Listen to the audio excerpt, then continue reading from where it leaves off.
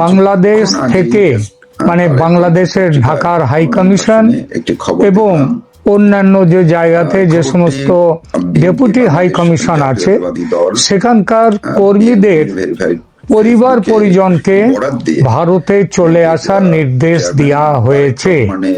গতকাল অর্থাৎ 20শে জানুয়ারি 2026 তারিখে রাত প্রায় 11টা নাগাদ ভারত সরকার বাংলাদেশে নিযুক্ত তাদের কূটনীতিক ও দূতাবাসের কর্মীদের পরিবার এবং নির্ভরশীলদের 72 ঘন্টার মধ্যে সাময়িকভাবে ভারতে ফিরে আসার নির্দেশ দিয়েছে।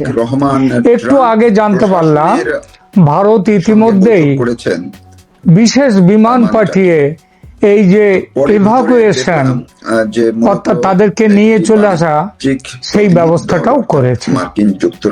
বলা বাহুল্য এটা চমকে দেওয়ার মতো খবর, কারণ 1971-এর পর থেকে আজ পর্যন্ত এই দীর্ঘ 55 বছরে এমন ঘটনা ঘটেনি।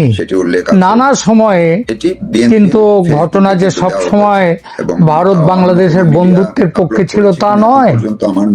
এমনকি শেখ হাসিনার আমলেও প্রায় 25 জন যে ভারতীয় বিএসএফ এর তাদেরকে ধরে নিয়ে গিয়ে তাদের মেরে ফেলে তাদের যে সেইগুলোকে তারা বাংলাদেশ বর্ডার গার্ডস তারা এইগুলো করেছে। তো কখনো কিন্তু এই ধরনের ঘটনা হয়নি। এমনকি যে পাকিস্তানের সঙ্গে ভারতের বেশ কয়েকটি যুদ্ধ হয়ে গেছে ইতিমধ্যে, আজ এই মুহূর্তে বাংলাদেশের ক্ষেত্রে যেমন পরিবারের কেউ থাকতে পারবে না সঙ্গে এই নির্দেশ জারি করলো ভারত সরকার, তখনও কিন্তু কর্মীদের স্ত্রীরা পাকিস্তানে ছিলেন, পাকিস্তানে আছেন, সেখানে নো চিলড্রেন স্ট্যাটাস বা বাংলাদেশের ক্ষেত্রে আদেশটি আরো করা হলো। পাকিস্তানে আছে নো চিলড্রেন স্ট্যাটাস, অর্থাৎ সেখানে স্ত্রী স্বামীর সাথে থাকতে পারবে, কিন্তু বাংলাদেশের ক্ষেত্রে আদেশটা আরো করা হলো নো ফ্যামিলি স্ট্যাটাস, ফ্যামিলির কেউ থাকতে পারবে না। হঠাৎ কি এমন হলো যার জন্য এই নির্দেশ? বাংলাদেশ এবং ভারতের সর্বত্র এই এক আলোচনা, হয়তো বাংলাদেশে আলোচনাটা বেশি আর ভারতের পশ্চিমবঙ্গেও এই বিষয়টা নিয়ে আলোচনা চলছে। কেন এমন ব্যবস্থা নিল ভারত? বাংলাদেশ থেকে আজ সকালে কয়েকটি ফোন এলো, উদ্বিগ্ন জিজ্ঞাসা সবার, ভারত কি আক্রমণ করবে বাংলাদেশ? তাই কি আগে থেকে এই সতর্কতা? কোথায়? এমন খবরও পেয়েছি ভারত তাদের দূতাবাসের কর্মী সংখ্যাও ব্যাপকভাবে সংকুচিত করতে চলেছে কয়েকদিনের মধ্যে। তার নির্দেশও শিগগির চলে যাবে। আবার প্রশ্ন, বাংলাদেশের প্রেক্ষাপট দিয়ে শুরু করি। 1971 সাল স্বাধীনতা যুদ্ধের সময়, অর্থাৎ 1971 সালে তৎকালীন পূর্ব পাকিস্তানে অবস্থার অবনতি হলে ভারতীয় কূটনীতিক এবং তাদের পরিবার এক চরম সংকটে পড়েছিলেন। তখন ঢাকা ও কলকাতার মধ্যে কূটনীতিক ও তাদের পরিবারদের বিনিময় করা হয়েছিল আন্তর্জাতিক মধ্যস্থতায়। স্বাধীনতার পর থেকে 2026 সালের এই নির্দেশটি সম্ভবত সবচেয়ে বড় আকারের সরিয়ে নেয়ার ঘটনা। দ্বিতীয়, একটু পাকিস্তানের প্রসঙ্গে যাই। বাংলাদেশ এলে পাকিস্তানও আসছে, কারণ বাংলাদেশ যেমন আমাদের প্রতিবেশী, পাকিস্তানও তাই। 2001 সালের সংসদ ভবন হামলার পর, সংসদে যে জঙ্গি হামলা হয়, তারপর ভারত পাকিস্তান সম্পর্ক তলানিতে চলে যায়। তখন ভারত পাকিস্তান থেকে তার হাই কমিশনারকে প্রত্যাহার করে এবং দূতাবাসে কর্মীদের পরিবারদের দেশে ফিরিয়ে আনে। এরপর 2016 সাল উরি হামলা, নাশকতাবাদী হামলা, তারপর দুই দেশের উত্তেজনা বাড়লে ভারত পাকিস্তানের ভারতীয় হাই কমিশনকে নন ফ্যামিলি পোস্টিং হিসেবে ঘোষণা করে, অর্থাৎ ফ্যামিলি থাকতে পারবে না পাকিস্তানে। এইটা 2016 সাল থেকে রয়েছে।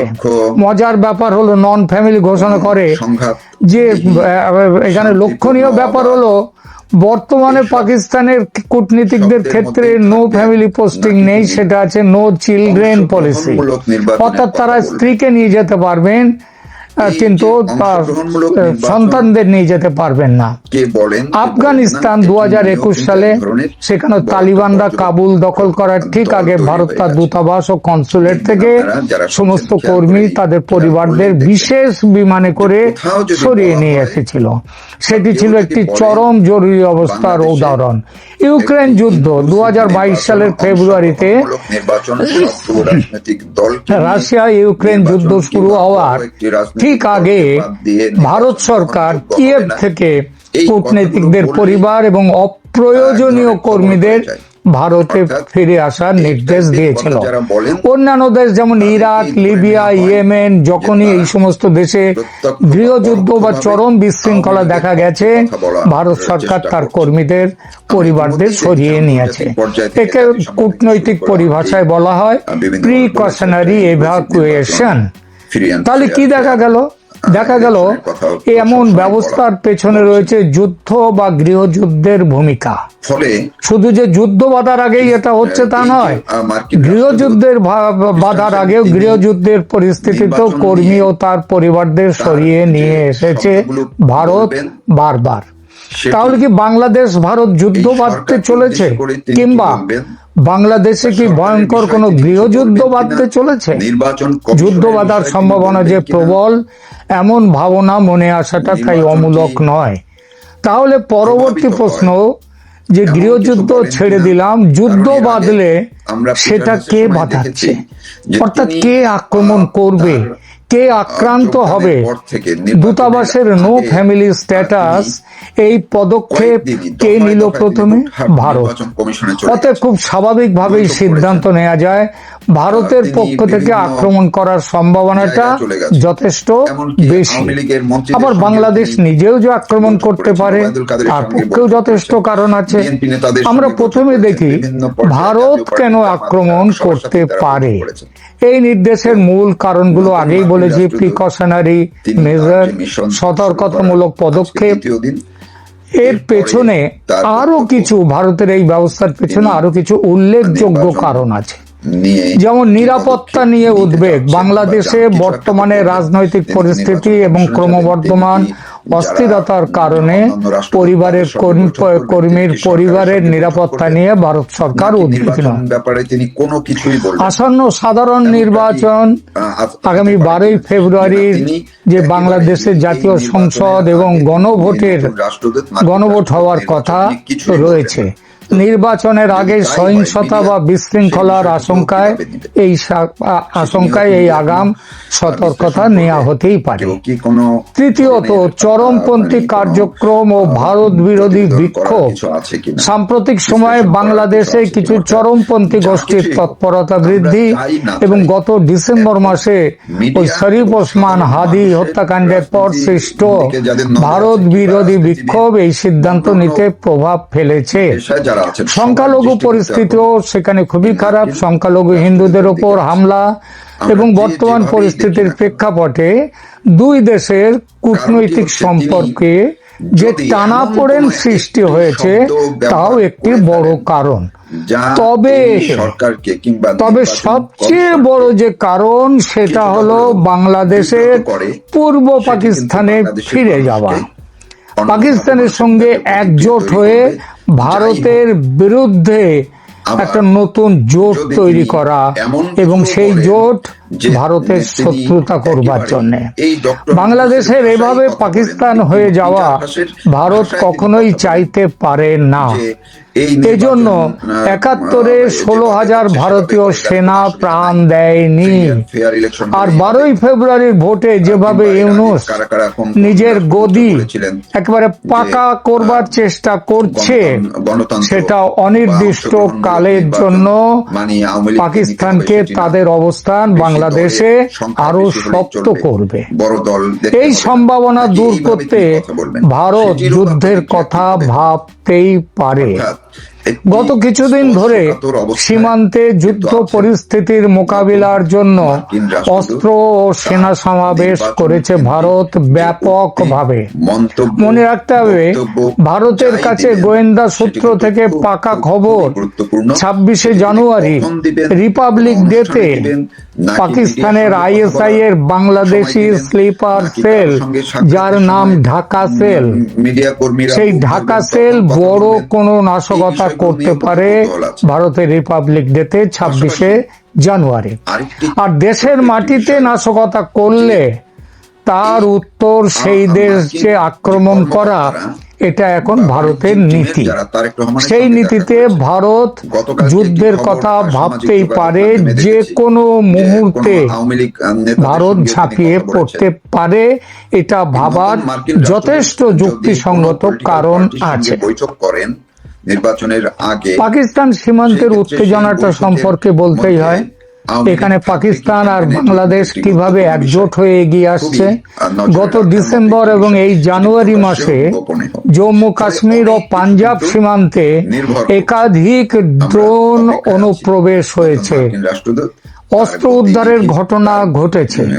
এছাড়া মার্কিন একটি থিঙ্ক ট্যাঙ্ক CFR তারা বলেছে যে 2026 সালে ভারত ও পাকিস্তানের মধ্যে আবার যুদ্ধ বাঁধার সম্ভাবনা রয়েছে।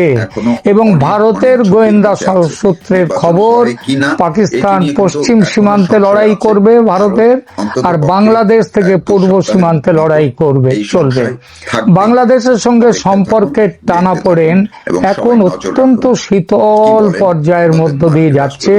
সুতরাং পাকিস্তানের সাথে ষড়যন্ত্র করে পূর্ব সীমান্তে ভারতের সাথে লড়াই করাটা কিন্তু কোনো অবিশ্বাস্য ঘটনা বলে মনে নাও হতে পারে। এবার বলি, যুদ্ধের কথা ভাবতে পারে বাংলাদেশও কেন? প্রথমত, যুদ্ধ বাদিয়ে দিতে পারলে নির্বাচন করার দরকার হবে না। সেটা হলে ইউনূস সরকার থাকতে পারবেন ক্ষমতায় অনির্দিষ্টকালের জন্য। সুতরাং হয়ে যাক যুদ্ধ। প্রশ্ন উঠতে পারে, ভারতের সঙ্গে যুদ্ধের বাসনা কি বাংলাদেশের জন্য আত্মহত্যা নয়? ইউনূসকে সাহস দিয়েছে পাকিস্তান। খবর পেয়েছি পাকিস্তান সেই 71-এর মতো স্ট্র্যাটেজি নিয়েছে। পশ্চিম সীমান্তে তারা করবে যুদ্ধ, পূর্ব সীমান্তে যুদ্ধের দায়িত্ব বাংলাদেশের ওপর। আর তাদের সাহায্যে কে থাকবে? পেছন থেকে চীন। চীন নাকি সমস্ত রকমের সাহায্য, পরোক্ষ সাহায্য, সেগুলো প্রতিশ্রুতি দিয়েছে। আর গত কিছু মাস ধরে পাকিস্তান থেকে তো জাহাজে করে চট্টগ্রাম বন্দর হয়ে প্রচুর অস্ত্র বাংলাদেশে এসছে। বাংলাদেশিরা বলছে তাদের কাছে নাকি পারমাণবিক বোমাও এসছে। তো পারমাণবিক বোমা তো ওই বাংলা পেটো ছোড়ার মতো ছুরি দিয়ে মারা যায় না, তার একটা পদ্ধতি আছে। সুতরাং সে কথাটা আমরা মানছি না, তবে যুদ্ধ করার মতো অস্ত্র শস্ত্র তারা নিয়ে এসছে। দ্বিতীয়ত, বাংলাদেশ নিজেই কেন যুদ্ধের পথে এগোতে পারে? কারণ বিনাশকালে বিপরীত বুদ্ধি, কিংবা নিয়তিকে কেউ পাল্টাতে পারে না। আমার কাছে অন্ততপক্ষে খুব তার জন্যই মোহাম্মদ ইউনূসের ভারতের সঙ্গে এই যে পাঞ্জা লড়ার এই চেষ্টা। তিনি ভেবেছেন যুদ্ধে তিনি জিততেই পারেন পাকিস্তানের সাহায্যে, চীন ও তুর্কির সাহায্যে। আসলে পতঙ্গ জানে মৃত্যু অনিবার্য, তবু আগুনের দিকে ছুটে যায়, তেমনই ব্যাপার। এবার দুটো কথা, যুদ্ধ কে বাঁধালো তার সঙ্গে গুরুত্বপূর্ণ প্রশ্ন, যুদ্ধ কি সর্বাত্মক হবে নাকি সার্জিক্যাল স্ট্রাইক হবে? সার্জিক্যাল স্ট্রাইক হলে হাই কমিশন, ডেপুটি হাই কমিশনে নো ফ্যামিলি স্ট্যাটাস ঘোষণা করত না ভারত। পাকিস্তানে করেছিল উরি হামলার পরে, উরি হামলার আগে নয়। সুতরাং যাকে বলে পূর্ণ মাত্রায় যুদ্ধ, সেটাই হবে যদি যুদ্ধ হয়। আর এর পেছনে অন্য একটা বড় কারণ আছে, যার কথা আমি আমার পূর্ববর্তী বহু ভিডিওতে একাধিকবার বলেছি। সেটা হলো বাংলাদেশের মানচিত্র পাল্টে দেয়া, রংপুর ও চট্টগ্রামকে বাংলাদেশ থেকে বিচ্ছিন্ন করে স্ট্র্যাটেজিক্যাল কারণে ভারতের মানচিত্রে জুড়ে নেয়া। রংপুর জুড়ে দিলে ভারতের chicken neck problem solved. Chittagong জুড়ে দিলে ভারতের 6 রাজ্যের একেবারে সোজাসুজি সমুদ্রে যাওয়াটা ঠিক হয়ে যাবে।